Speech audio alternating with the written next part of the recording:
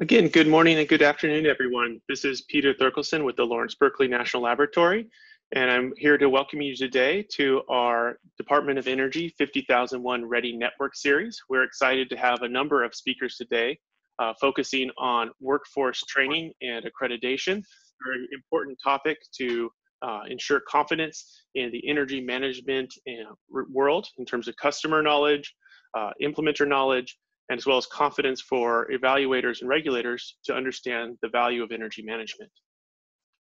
Today's presenters include Sandy Glatt from Department of Energy, Amy McCain from Manage Energy, Bill Meffert from the Georgia Institute of Technology, Michael Sachs from Efficiency Vermont, and Tim Danton from Focus on Energy. Sandy, would you like to give a welcome and other introductions?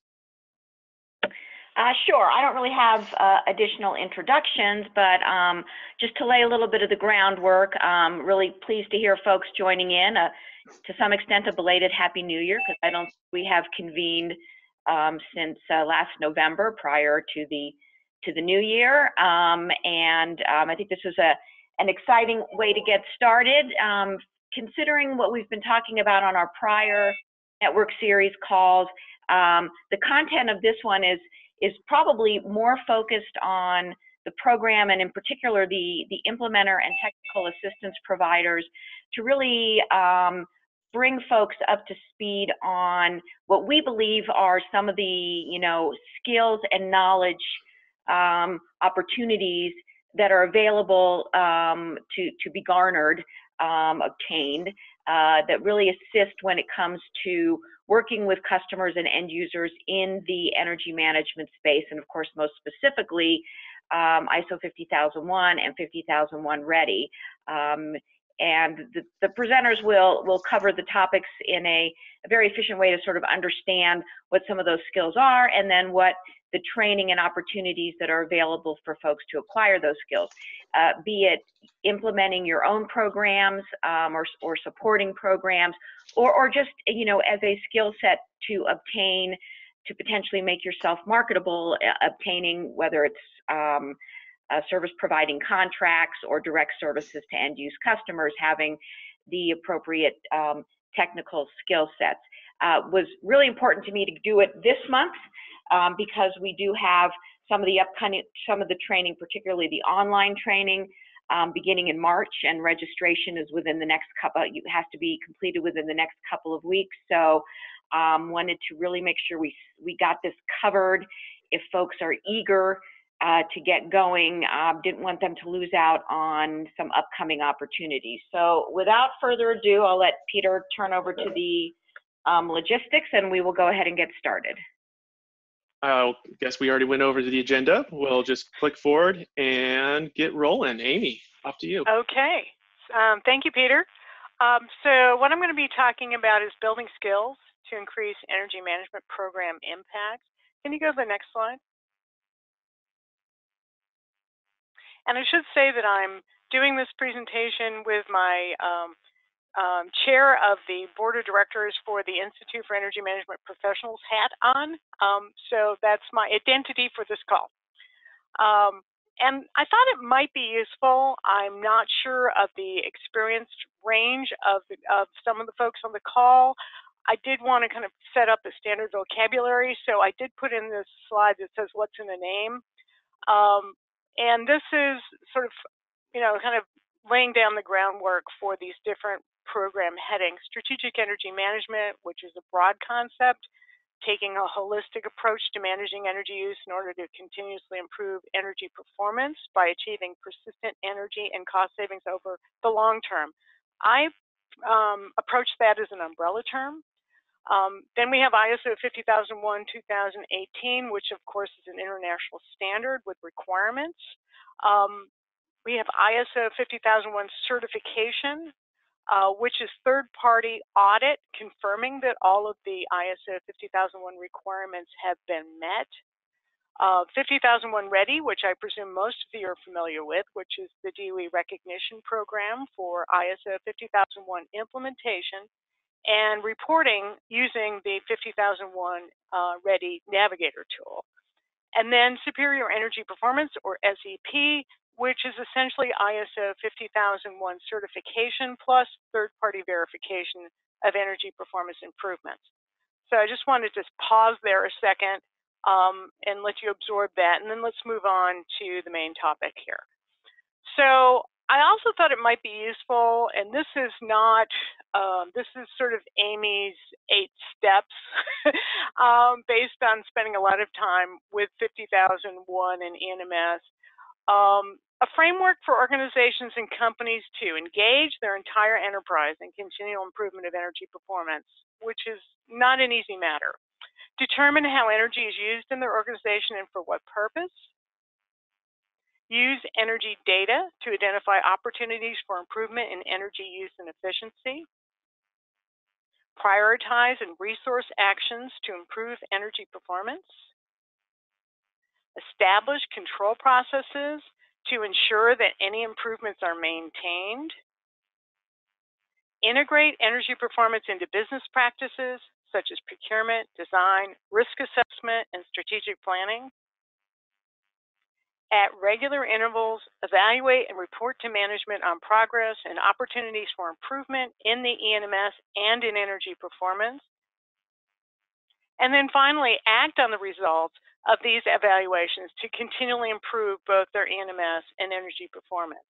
This is kind of a sketch of when we talk about ENMS, what we're trying to accomplish in the most basic language. Let's go to the next, please.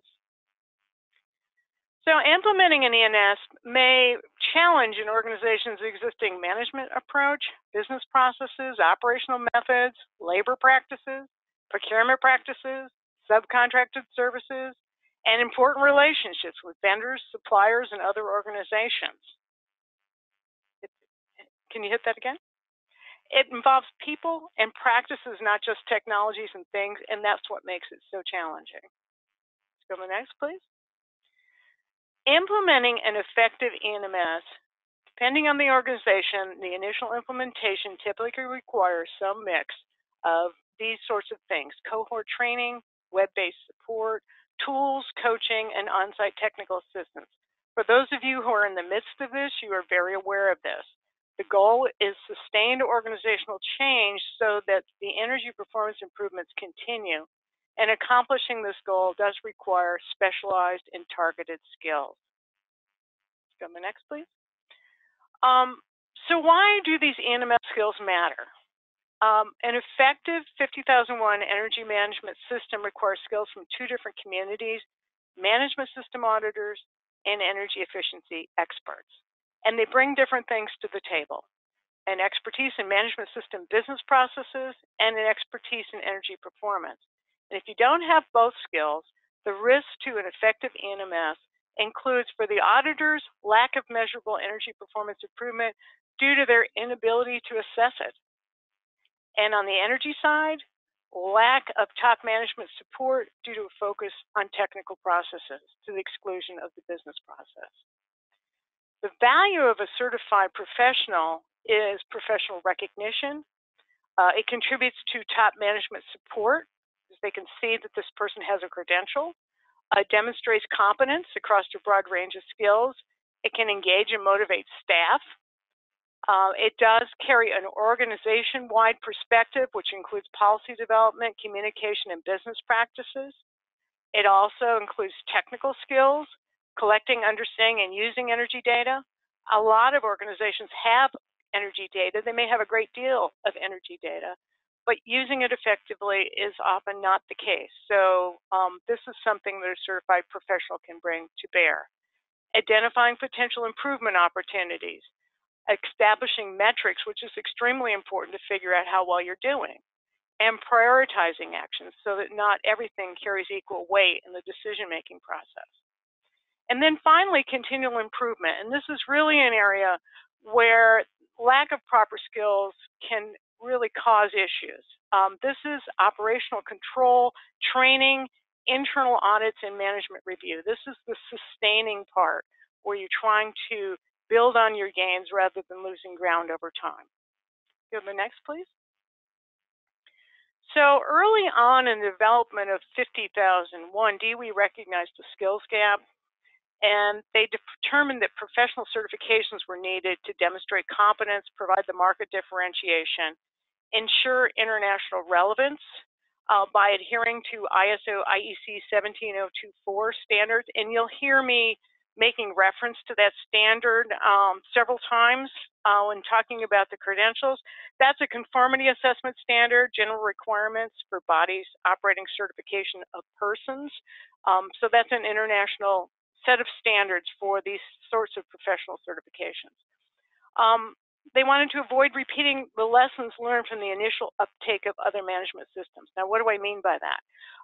When 9001 was first launched into the market, there wasn't a lot of attention paid to the skill set. Lots of problems with implementation of that standard. So this is the sort of thing we're trying to avoid. And in doing so, DOE established the Institute for Energy Management Professionals, or the IENMP, which I'm speaking about today. Go to the next one, please. So the professional credentials from the IENMP focus on 3 skills: ENMS implementation, ISO 50001 certification auditing, and SCP energy performance improvement verification. We're really going to spend most of the time today on the first bullet, implementation. Competence is determined by a combination of education, experience, and computer-based exam. The exams themselves are based on a job task analysis, which is developed by a committee of peers. It's given at local test centers at the candidate's convenience.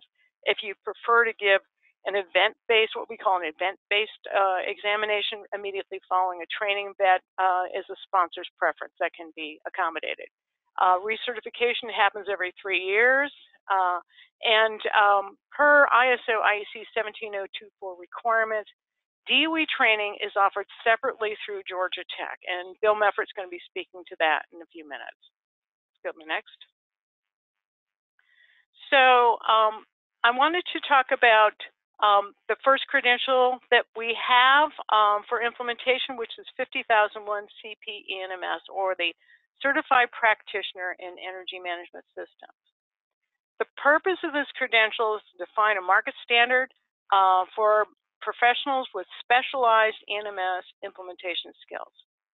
So what it is, it demonstrates competence in the implementation of 50001, 2018.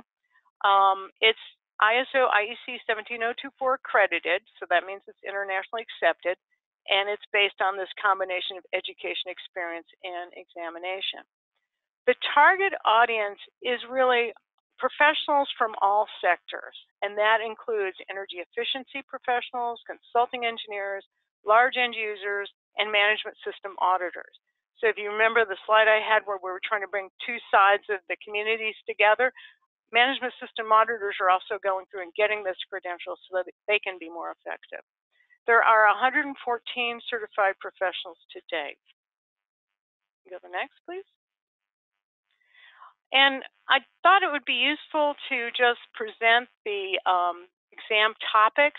The way the exams are created, they're around a series of domains, and these are the titles of those domains. The first cluster really has to do with the management system and the business processes associated with it. And you can see that these are not the sort of topics that the average energy engineer possesses. This is new stuff, and testing to this, it does, to prepare for this exam, you really do need to understand it. The second cluster is a little more in the wheelhouse of the average energy professional: energy fundamentals, understanding energy sources, demand characteristics, problem solving, and so forth. But it also does focus on things like fundamentals of energy project management for developing action plans. And action plans are what move the 50001 ENMS forward. There's a big emphasis also on data collection and use, models and statistics, and instrumentation and controls. So we can go to the next, please. We're very excited to offer this new credential into the market, which is the 50001 ENMS Practitioner in Training. This credential is a certificate. It's not a ISO IEC 17024 certification. it's a preparation for that. It provides an early career recognition for expertise in ISO 50001 energy management systems.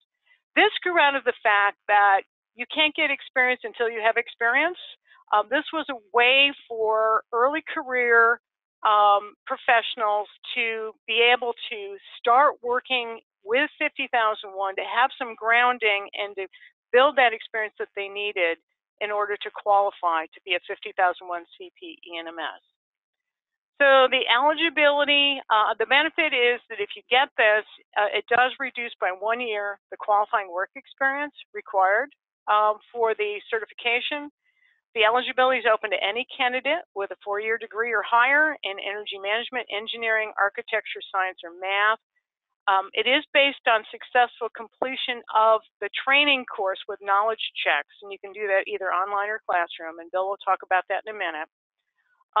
And you do have 4 years. This particular practitioner and training certificate is good for 4 years.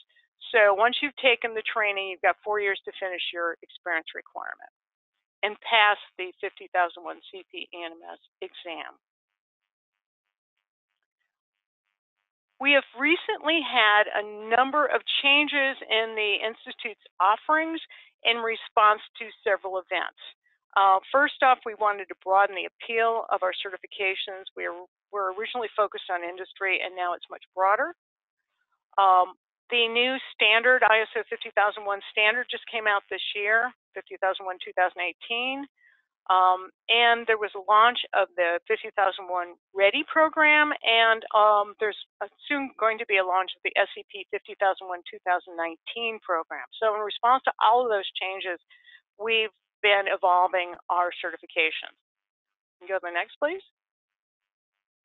This is a little scary. I just wanted to point out a couple of things on this, and this will be provided for your reference.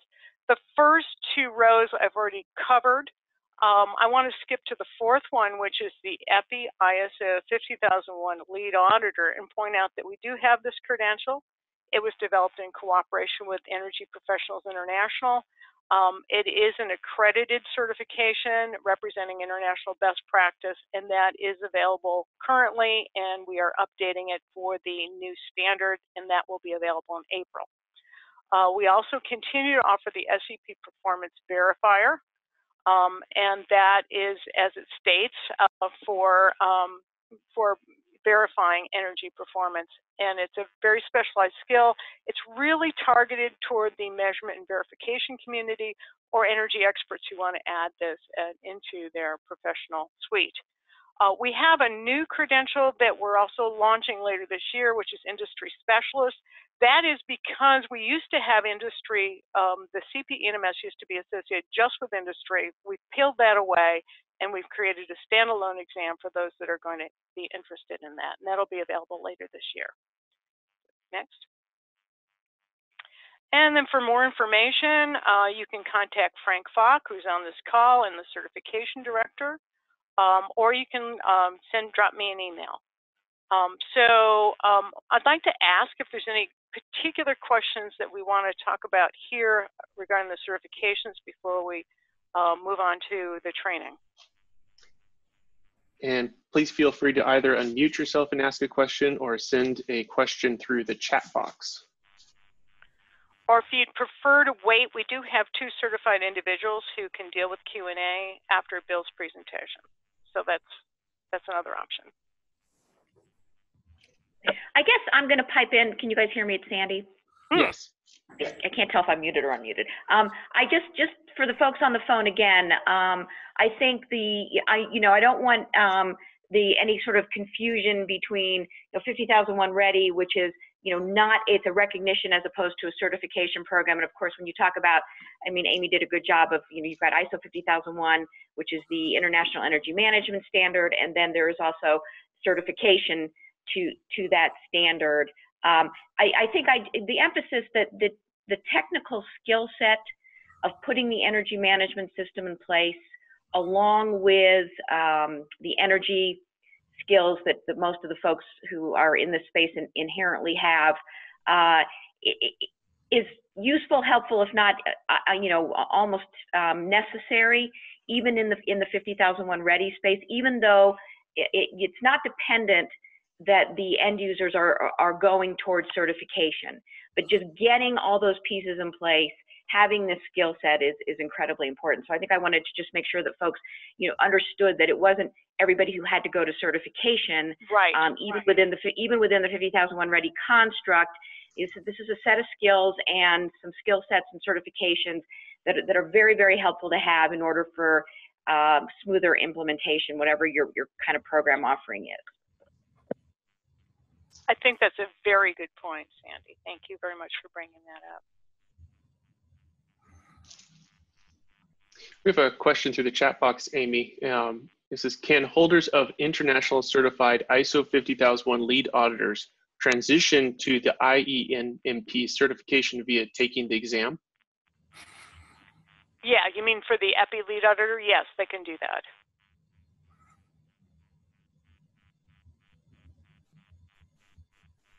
What we're finding is that, not in all cases, but in some cases, people who already are ISO 50001 lead auditors may not have had the rigorous training and testing on the energy side that is represented by this credential. So you would be encouraged to consider, I don't know your personal situation, but you might need to take some additional training, and that sort of would segue into what Bill has to offer.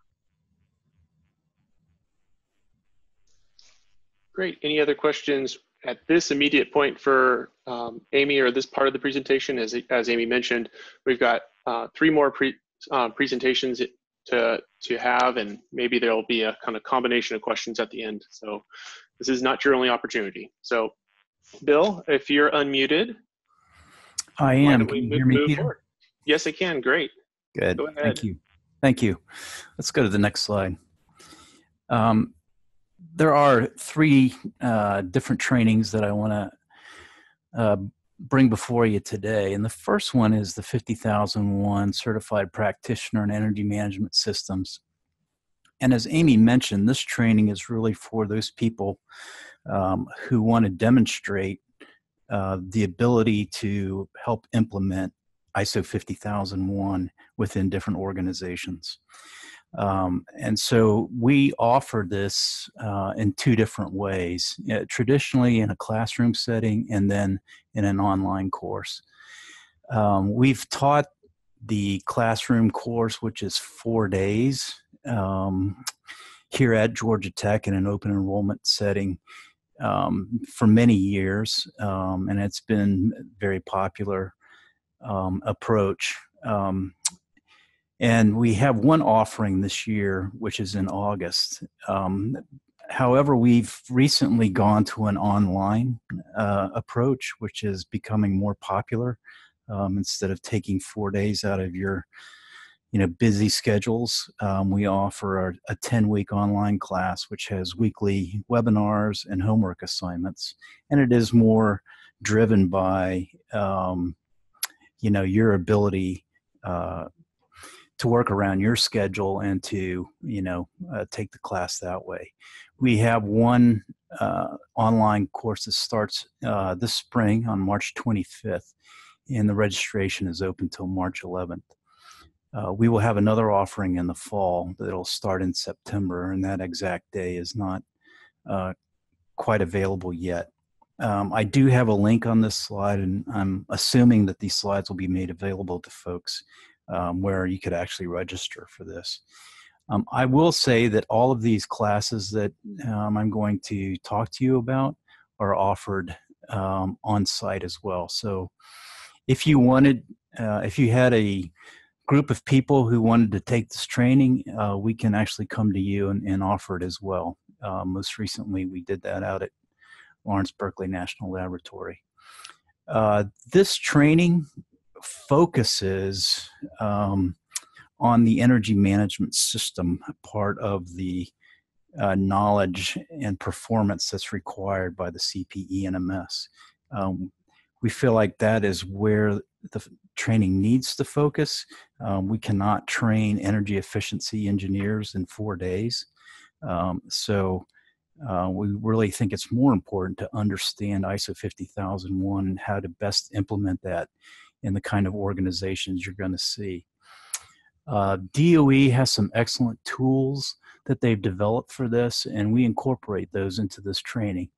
So the 50001 Navigator, which is an online guidance for implementing ISO 50001 is available, and that is a great reference and something that we pull into the training. We also use the Energy Footprint tool, which helps organizations to manage their data.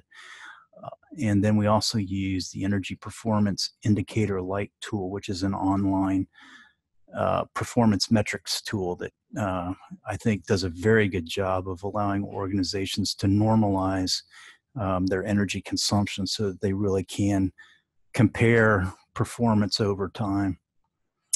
Let's go to the next slide. The next training I want to talk to you about is the ISO 50001 Energy Lead Auditor. So this is for people who want to audit organizations to ISO 50001. We have people within companies who take that, as well as people who want to do third-party auditing. This is a four-day classroom training. We offer it 3 times a year, and you can see the dates there as well. I do have the registration link as well. Once again, we can offer it on site if you want to do that. This is different from the previous training I just talked about. So auditors are people who learn to go into an organization, ask questions, explore the management system, and really look at how effective it is and whether you're meeting the requirements of the ISO 50001 management system. And I will say that all of these classes are very activity or exercise driven. So it's not just us lecturing, but there is requirements to actually learn in the classroom the skills needed for these certifications. Let's go to the next slide. The third training is the Superior Energy Performance Verifier training. This is a 3-day classroom training. We offer it one time in May each year. We have found that doing this on site typically seems to be more popular. So we've offered this several times on site and travel to different locations to do this. This is a very intensive course. It's designed to help performance verifiers understand how you actually verify the performance numbers that organizations say that they've done. So as you can imagine, everybody needs a laptop in there because we go through how organizations model their energy consumption and their performance indicators and develop their baselines and actually calculate their performance improvement and the adjustments they have to make. So it's very intense, but it's about auditing the SCP measurement and verification document. All right. Next slide. So that brings me to the end of the 3 classes that we offer, and I'm certainly willing to take questions at this time.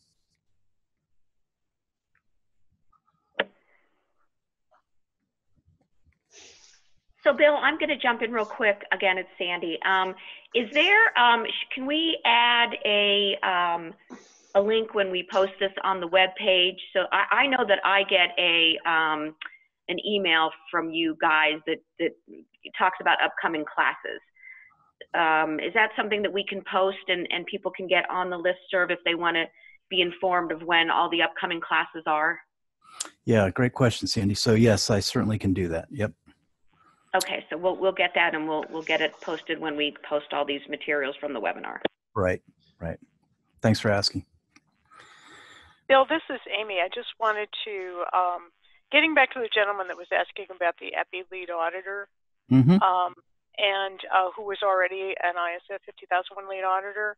Can you speak to like the most efficient way that someone in his situation might be able to get the energy pieces that they would need to become an EPI lead auditor? Yeah, that's a good question, Amy. And it actually brings up a point that I should have mentioned about that training, the ISO 50001 Energy Lead Auditor. One of the big emphasis in there is how do you audit performance? And that's really a critical part of that course. It's not just about the processes and procedures, but it's about the performance as well. So, you know, how would somebody with a different auditor credential come in and maybe fill those gaps? I think that's a good question. And I'm not sure I have the best answer for that, Amy. We do have some online update trainings for folks where they can actually, you know, look at the SCP program and how to, you know, get updates on that and how to, you know, look at performance verification that way. But I'm not sure that's the best approach to do that. So, you know, we have offered customized 1 or 2 day auditing courses for some certification bodies who want to focus on performance. So that has been something that we've done before as well. So does that answer your question, Amy, or? Yes, thank you. Yeah. And I guess I'll add one more thing quickly, particularly in the certified practitioner, which is what we're focusing most strongly on here. So I think that's what most of the folks on the call would be most imminently interested in. One thing I can say is that in particular the online course, even the classroom, but people should not be intimidated by the thought of an exam because while it certainly makes sense, and there's an absolute value, as was discussed in these slides, of getting to the point of certification. The knowledge base of implementing the energy management system, and then also what you need to know on the energy professional side, is covered in the course. So there's some value in taking the course and getting the knowledge set and getting the information, whether you're ready or interested in taking the exam and getting to certification or not. It's not required. So you can take the course, you can get the material, you can get the knowledge base, and then decide at whatever point if you want to go further.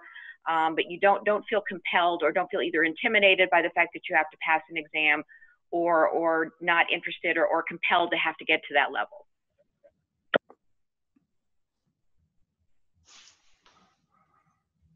Excellent point. Thank you.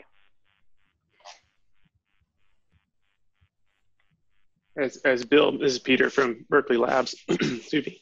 As Bill mentioned, just recently, he and his colleagues came to Berkeley and provided a 4-day CP and MS training to about 20 or more LB&L staff. And even for those of us who work on developing 50001 and research and study this on a daily basis, found the materials extremely valuable. There is an open-ended question of how many of the LB&L staff will seek the certification accreditation, but to Sandy's point, it was people came away having learned something each day from the training and having gained a lot from that experience. Even getting together as a group of people who work together and discussing through energy management systems provided value back and forth between the instructors and the classroom. So it was a very engaged group, and it was a very engaged class to participate in. Yeah. Thanks, Peter. I just want to mention one other thing. So all of the instructors for these classes actually hold those certifications. So that's one of the requirements that we have here at Georgia Tech. And not only do they hold the certifications, but they have a lot of experience actually in those fields. So it's good to hear that folks got, they learned some things and got some different insights. Other questions from the participants, either through the chat box or feel free to unmute yourself and ask away.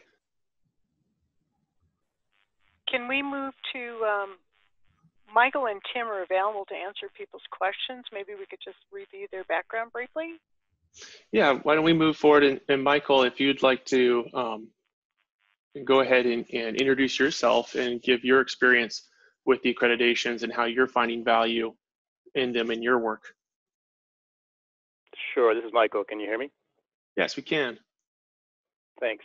Yeah, my name is Michael Sox. I work with VEIC. Maybe we're better known for one of our major programs, which is Efficiency Vermont. But we also do consulting work outside the state of Vermont. I've been involved in the energy efficiency industry for about 18 years now. I kind of got my start in industry, worked for a few years, and ended up going to graduate school and came through the Industrial Assessment Center program. Attended UMass Amherst, and always like to put in a plug for that program because it's been a really beneficial thing for me, education-wise and professionally. As far as certifications, I kind of have a progression of where I started. I attained my CEM kind of when I first started out in the energy efficiency industry. Became a professional engineer in the state of Vermont, and then added certified practitioner in 2012. I went through the training course. I believe it was at Georgia Tech, and I think it was part of a pilot where you're just starting to roll out the training materials for the training itself. So I think that was probably pretty early days in terms of the formal CP training. As far as what I've done with that training, since I've been working in this field for so long, I'd say in the last few years, my work has kind of gone from more the custom project energy efficiency analysis, incentive determination, kind of utility-based program, measurement and verification, more to something like 80% of my time is now more holistic energy management and helping customers and users adopt more fundamental practices than just completing efficiency projects. So my career has definitely kind of moved in that direction, and it's been a big benefit to me to have those certifications and have that knowledge behind me.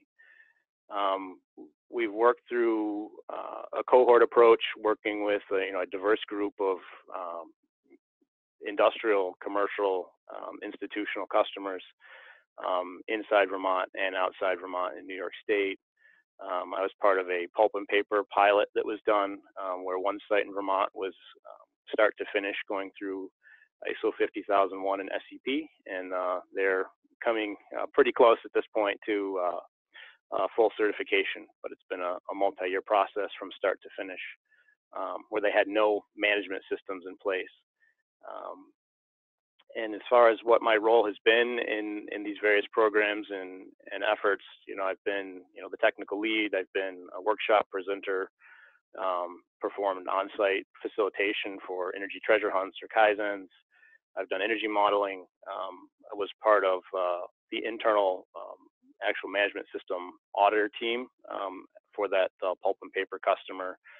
And generally speaking, just cheerleader, keeping things on track, tracking how people are doing, and keeping them on the path to implementing a formal energy management system. So that's kind of where I'm coming from. Thank you, Michael. And why don't we have Tim, why don't you give your background as well, and then we can open it up to questions from the audience for both of you, and as well as Amy and Bill.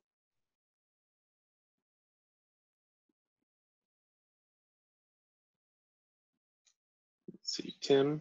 Trajectory. There you go. You're now there. We are muted. Unmuted. Oh, yep. Very good. Good morning or good afternoon, depending on where you're at. My trajectory in this field mirrors very much what Michael related to his, starting out as primarily an engineer doing project calculations and incentive development to the point now where it's mostly working with customers on continuous improvement, long-term planning for energy management. Currently with Focus Energy Program, we have a strong emphasis on getting customers, end-use customers, into a continuous improvement mindset, whether that's more the generic SEM capabilities or very much the specific ISO 50001. We found the 50001 Ready program very useful, and customers are very interested in that. For some, it'll be their final stop along the pathway. Others, it'll be a plateau before they launch into 50,001 certified. The CP ENMS credential, in my opinion, is very worthwhile. It's for those of you with substantial experience in the field helping customers implement these type of programs. It's a validation, a credential that validates what you've been doing. For others, it will challenge you to pull together your various experiences, whether you're coming at it from the engineering side or perhaps the business management, continuous improvement side, or even as an auditor. It requires all those skills and will challenge you. The exam is certainly not a pushover, but it is very, very doable, particularly when it's followed right with the training. So that's all I can impart and answer any questions if need be. Great, thank you, Michael and Tim. And maybe to kick off questions to both of you, curious to know the major benefit of becoming a CP NMS to your organization and yourself personally, but also to your customers. Do they either directly or indirectly realize a benefit for you holding these credentials?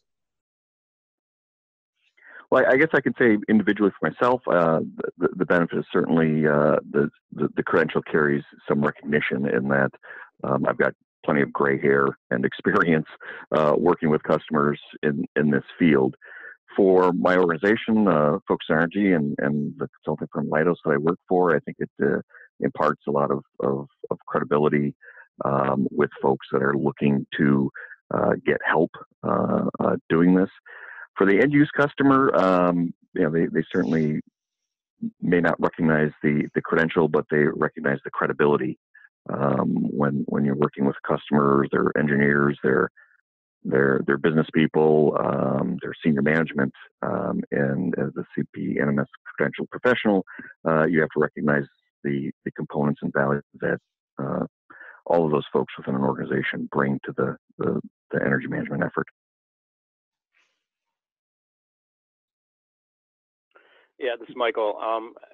Personally, I think that the skills gained, in the process of being certified has been very important. That, like I say, that the training that I received for the certified practitioner was valuable. But since then, I've also completed the lead auditor training, not certified auditor, but did do the training. Done a couple of skills update training since then. So just having those skills, personally, gives you more tools in your toolbox when you're working with a customer to evaluate where they are and what would help them get to the next step.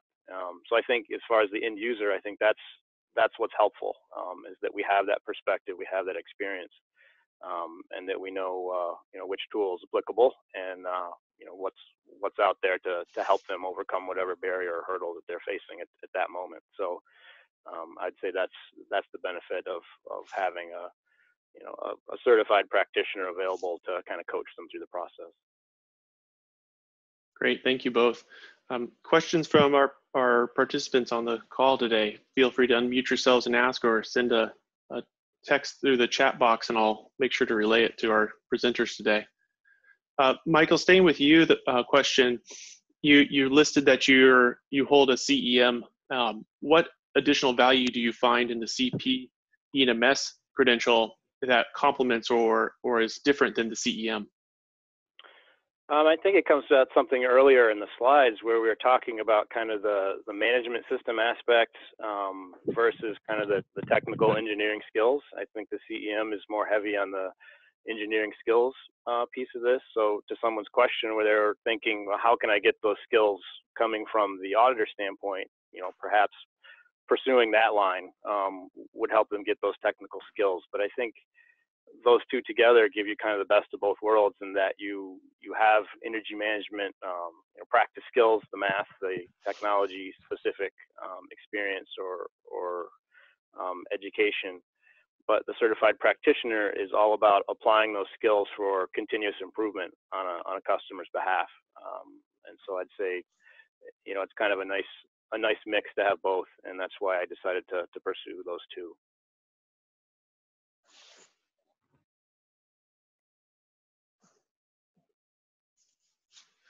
maybe you could speak both to within your organizations, Leidos and VEIC, the value you're finding when these credentials organizationally, and if this is something that your organizations are looking to pursue for other staff that are participating in energy management type activities.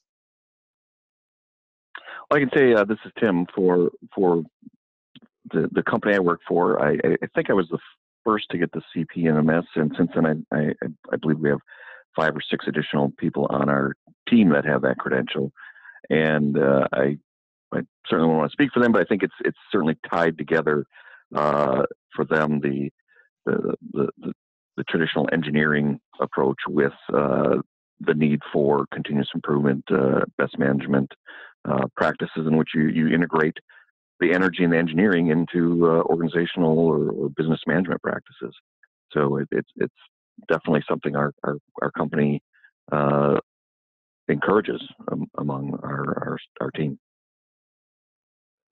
Yeah, and this is Michael. For VEIC, we have one additional person who's been through actually the online version of the CP training and is getting ready to take the exam.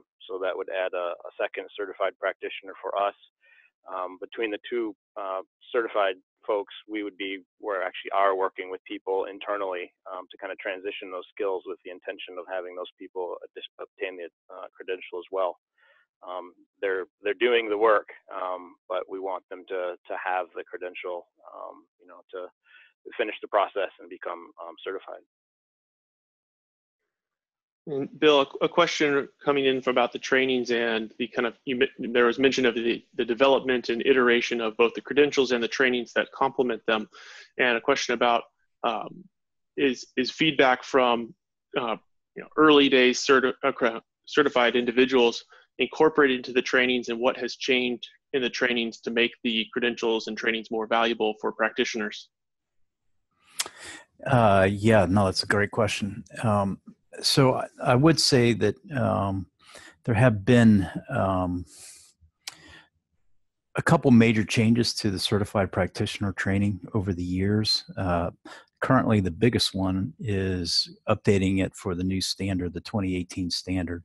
And that is an ongoing process that we're doing right now. The other part of it is we have been learning through many of the implementation cohorts that we've worked on with the U.S. Department of Energy.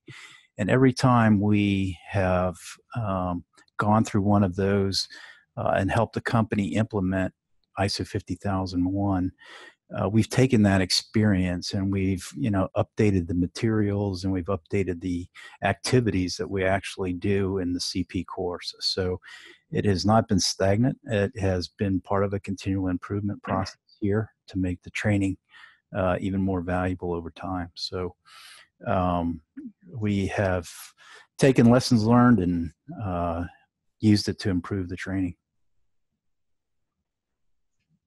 So just relevant to that, is the upcoming March class going to contain the 2018 updates? Yes, it will. Sandy, the training that we did at Berkeley had the 2018 updates in it, and the course is in a little bit of a transition right now. We're integrating the 2018 updates, and we want to continue to improve it even as the Navigator continues to be updated as well. Okay, thanks.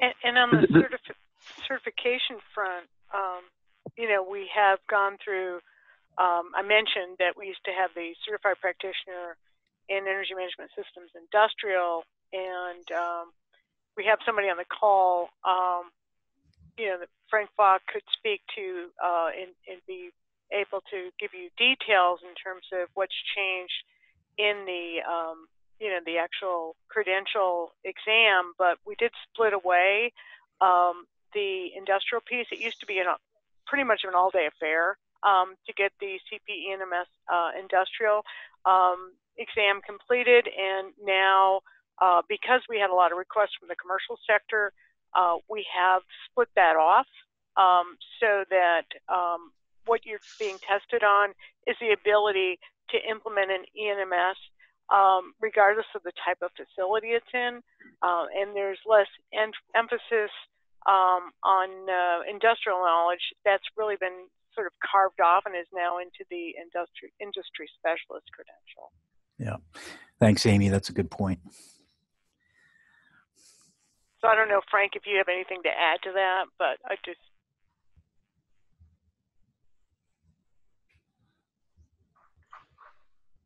No, I think you covered it fine.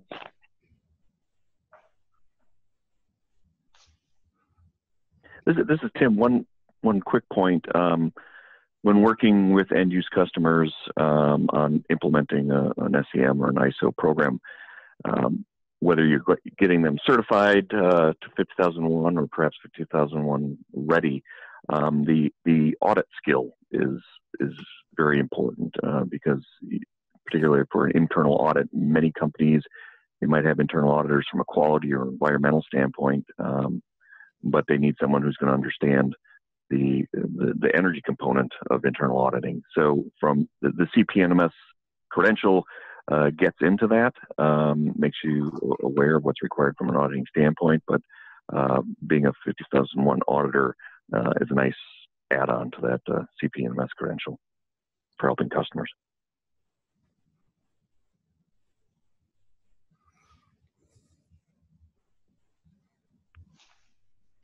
Another question coming in for both of you to speak to. Are you finding, I said, since the series is focused on 50001 ready, what value are you finding in the Navigator and DOE recognition for your energy management programs? Well, this is Tim. We're finding a lot of interest and a lot of value in it. In our pilot program for SCM leaders, we had roughly 27 companies in there, and over half of them are getting either 50001 certified or 50001 ready.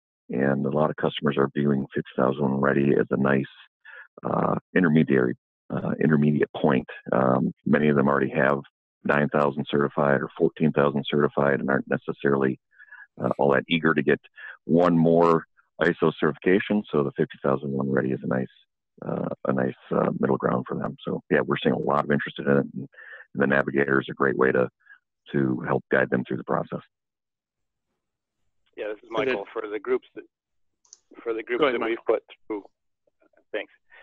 For the groups that we put through in kind of the cohort model, we've incorporated talking about formal certification for 50001 into our workshop materials.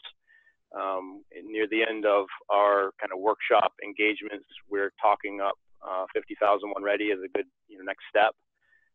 We'd really like to kind of move that back upstream a little bit more, so that perhaps using Navigator becomes a more integral part of their participation in the SEM offering that we have. And we're also looking at kind of outside of a cohort approach, can we do a one-on-one, talking people through 50001 ready and Navigator as a kind of an engagement model where we have one person, one coach working with the customer wherever they are to become certified. So they can kind of work through it at their own pace and not at the pace of a structured cohort program, and maybe get some more uptake with it there.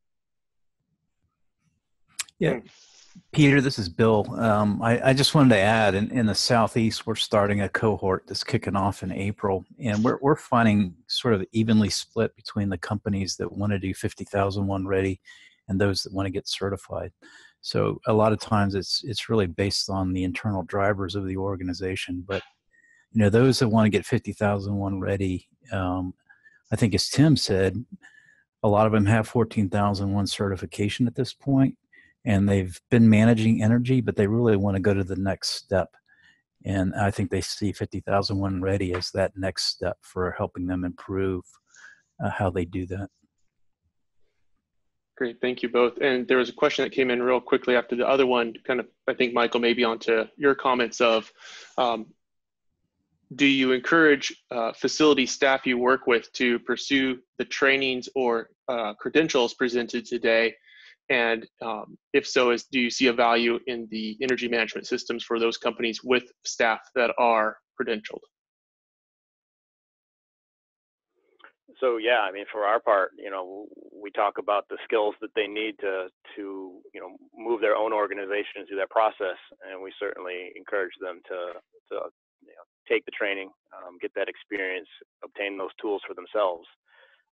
And a lot of the utility-based work that we do, we're only interacting with that customer for a period of time, 1 to 2 year time frame. So making sure that the gains that persist after the program ends, I think it's good to have those skills in-house, and we definitely encourage people to consider that as part of their kind of persistent strategy is have trained professionals on staff. Completely concur with what Michael said, and if you recognize that that professional development effort with company A today, when that individual moves over to company B, is going to take that skill with them and save us the time and effort of getting company B up to speed. Great. Please keep the questions coming through the chat box. We're approaching the top of the hour. Another one that just came in. Have you had any interest from any companies who would tie continuous improvements for energy to a quality program, Baldrige Awards, for example, or to meet a social responsibility / sustainability goal? I haven't seen it specifically, but I know it's in their deliberations. One company I'm working with right now, they're getting 50001 ready, and they've got certification on the back burner, and they're having conversations with their marketing and contracts folks to see if that's something that would benefit them from a market positioning standpoint. So it's definitely something on the radar, but I have not seen a specific tie-in. Yeah, and my experience has been similar, where a particular motivation for a given company could be all kinds of reasons, but in some cases it's any certification they can get that shows that they're doing things the right way and good stewards. I think they're going to try it and do it. And so we have encountered some companies that they're going to be certified. If it's available to them, they're going to do it. Others, it's more dollars and cents oriented, and it really is, does this program benefit them from a dollars and cents standpoint? So there's a kind of a spectrum of companies, and regardless of where they're coming from, you can work with them to meet them where they are and get them through the process with a formal system, energy management system in place. One other question came in. Do you find when pitching programs to a utility or program administrator a discernible competitive advantage for holding credentials, or is it still an education of those program administrators as to the value of credentials? It's probably both, depending on the specific person and end user you're dealing with. I don't know that the credential label has filtered as far down to decision makers on a contract award, but certainly the experience standing behind those credentials jumps out. Yeah, and for us, I'd say it's the work that you've done in the past is probably the heavier, the more heavily weighted factor. But having people on our staff who have those credentials are certainly included in any kind of proposals or work that we're seeking to let them know that we take that seriously, that we have those skills. And I think it is a badge that helps you obtain work for sure. Great. We've just crossed the top of the hour, and I want to be respectful of everyone's time. So first, say thank you to all of our presenters today, and turn it back over to you, Sandy, for some closing remarks. Yeah, absolutely. Thank you, everyone. Thank you for joining. We'll give our normal follow-up email that'll have the link to the website, and look for both the slides as well as the slides within a week or a little more, and then it takes us about 30 to 60 days because of transcribing to get the audio recording up there, but both of those will be up there, and we can help tie you into any of these individuals if you have further questions or comments. And again, since we're at the top of the hour, thank you everyone, and we look forward to talking to the webinar group again in a couple months. Sandy, Take just care. one other thing. There is a one-pager that we can make available immediately after this that I will. Yeah, I'll include that. Yeah, we'll include that in a follow-up email. Okay, great. Thank you. All right, thanks to everyone very much. Take care. Thank you all. Bye now.